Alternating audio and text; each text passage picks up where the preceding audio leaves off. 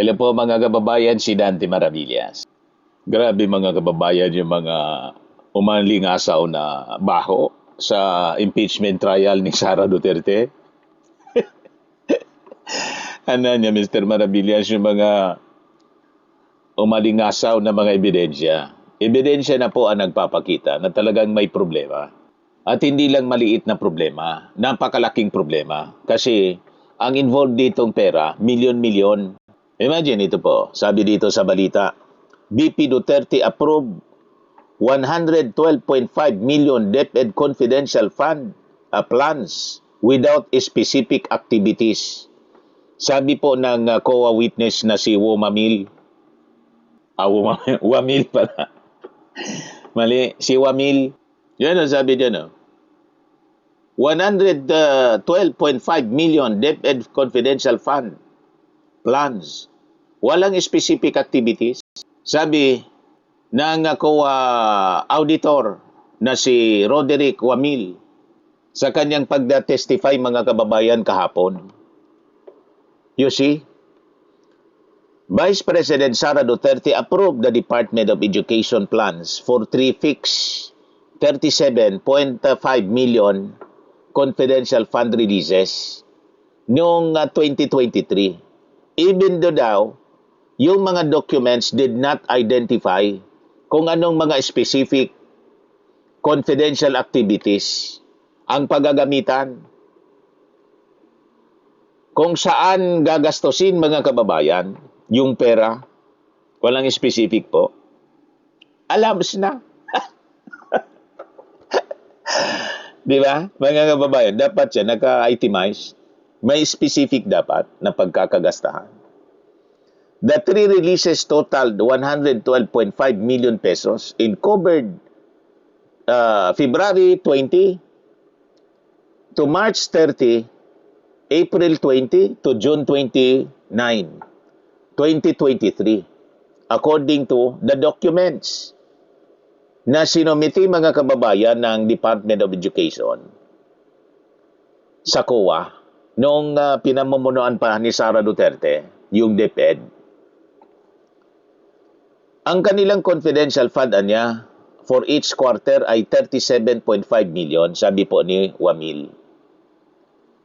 Sa kanyang testimony sa Senate Impeachment Court, kinonfirm mga kababayan ni Wamil that the amount was fixed per quarter in that based on DepEd's document, its release was withdrawn in full.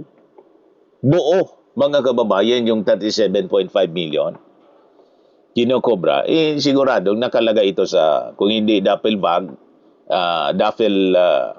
bags, maleta.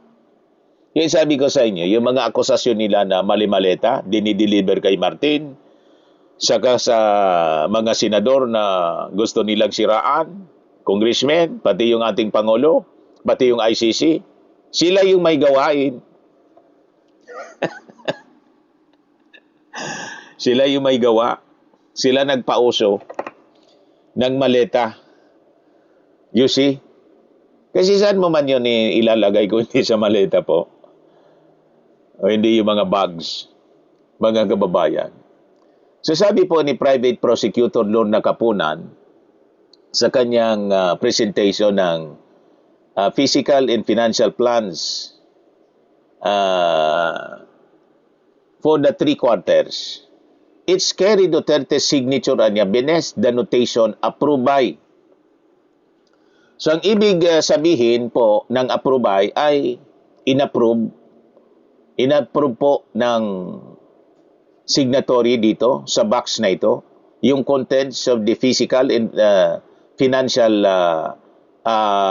plan, sabi po ni Wamil. Sa pagtatanong mga kababayan ni Atty. Kapunan. Ngayon, nang tanungin po to identify the signatory, sagot mga kababayan ni Wamil, signature po ni Vice President Sara Duterte po.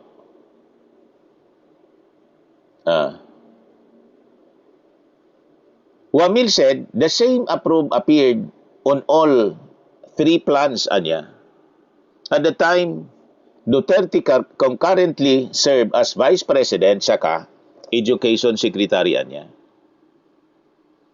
So the plans distributed the quarterly funds among 4 broad programs: counterinsurgency, abuse prevention and control within schools, anti-illegal activities operations, and anti-extremism and terrorism. Sabi po ni Wamil. However, that the plans did not enumerate the confidential operations underlying those headings. Wala po na iniligay. Puro generalities lang. Alam na. Doon sa kanilang physical and financial plan niya, for the first quarter, hindi po naka-indicate yung kanilang specific confidential activities na pagbabasihan po ng kanilang disbursement para sa confidential fund. Nakita na ninyo? Di ba kayo nahinala? Di ba sa talagang plinano kung paano lunukin?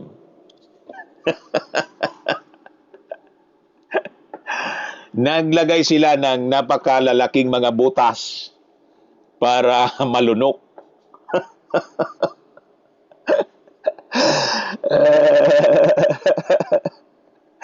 O iinit naman yung ulo ninyo mga DDS. Ito ang katotohanan. Mga ebidensya po ang nagsasalita dito. Walang haka-haka dito mga kababayan tulad ng mga gawain ng mga DDS vloggers. Puro haka-haka, puro espekulasyon. Puro sabi-sabi lang. Ito po base sa testimonya mismo. Competent witness ang nagsasabi. Mga kababayan. He said the same deficiency appeared in the second and third quarter plans. Puro may butas po. For the counterinsurgency program, the document stated that the intended result was to prevent the recruitment of teachers and students by the New People's Army and other communist or leftist groups. Yung hindi man niya trabaho.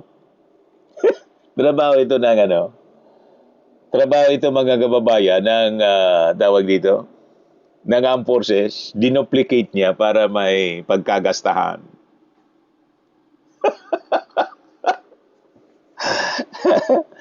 The physical target was to eliminate or reduce such recruitment. Talaga po. Wamil testified that DepEd submitted no operational document supporting those statements. Sa kabaga, mga kababayan. Based on their submission niya, wala po silang sinubmit na document.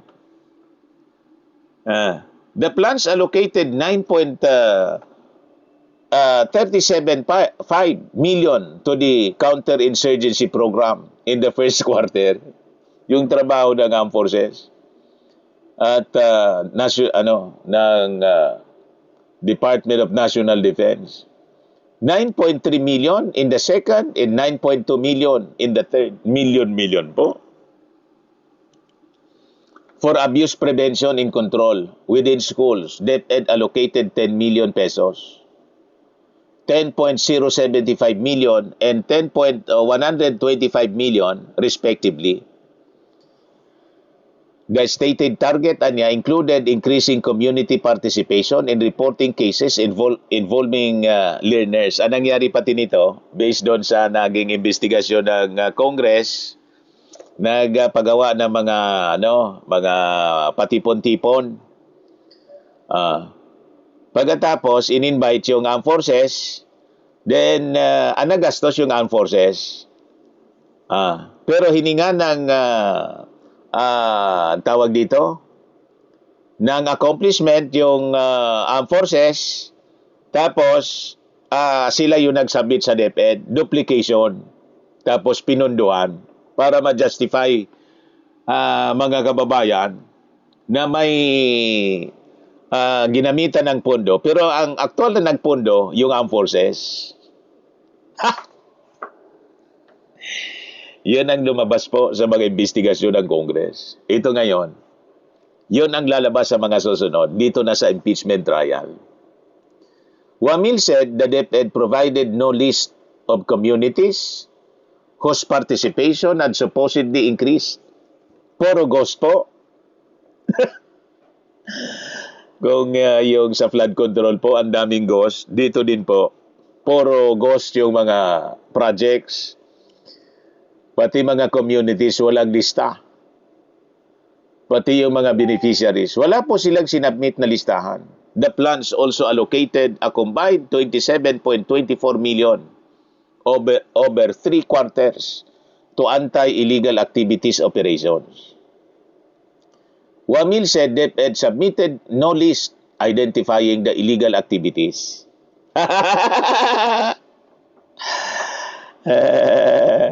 Schools involved or surveillance work reportedly conducted. Wala, as in zero. The anti-extremism and terrorism entries referred to gathering information for peace and order within DepEd and intensifying background investigations of personnel and learners allegedly involved with terrorist groups. Wamil again said no supporting operations documents ang sinabmit. Sa kabagaan niya, Mr. Maravillas, ganon ang lumabas mga kababayan sa impeachment trial. Magandang kinikwento natin ito. Kaysa yung nanood kayo, minsan siyempre sa haba ng usapan doon, importante talaga summary. Di ba? Madali maintindihan pag ganitong nagkikwentuhan po tayo. Kaya itong mga ganitong discussion po, importanteng pakinggan ninyo para mas madali ma-absorb natin kung ano yung katotohanan ng kwento. And i-share po ninyo mga kababayan sa mga kakilala ninyo. The physical and financial plans were planning documents, not proof that the listed amounts were ultimately spent as proposed.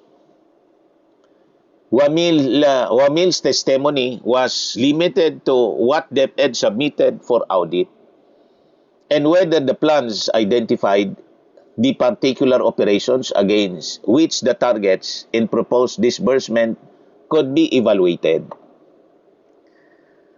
For the prosecution, sabi dito sa balita, the plans established that Duterte approved the full 112.5 million pesos framework, while the document niya did not disclose the specific confidential activities supporting the stated programs and targets.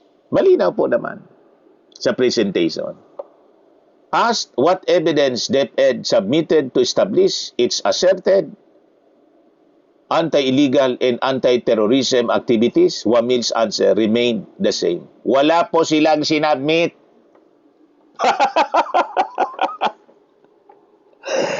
Mayroon kinubra.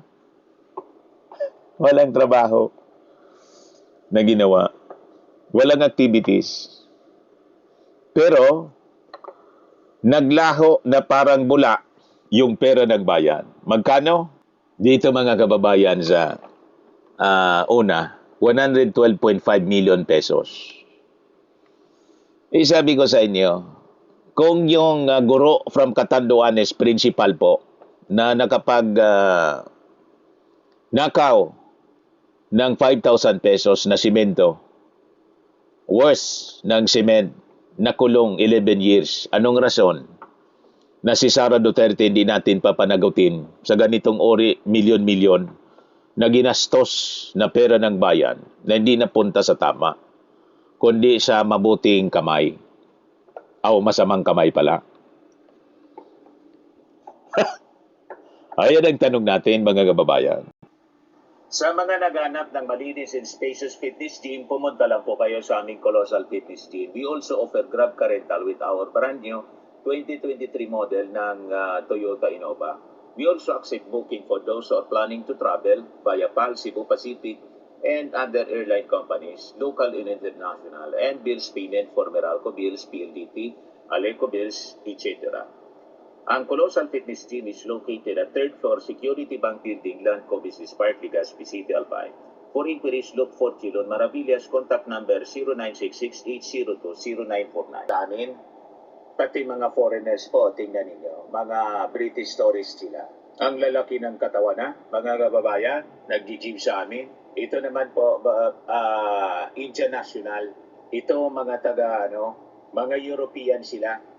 Ito naman yung bago namin. Ito naman po, yung product naming binibenta online, Fairmax Firming and Lifting Cream. Pinapahid po sa mga pulses and other affected area. Mainam po ito sa mga pains at paninigas ng mga kaso-kasuan.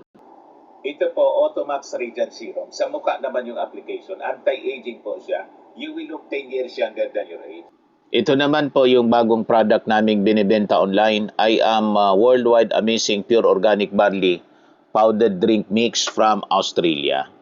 Mainam po siya sa mga cancer patients.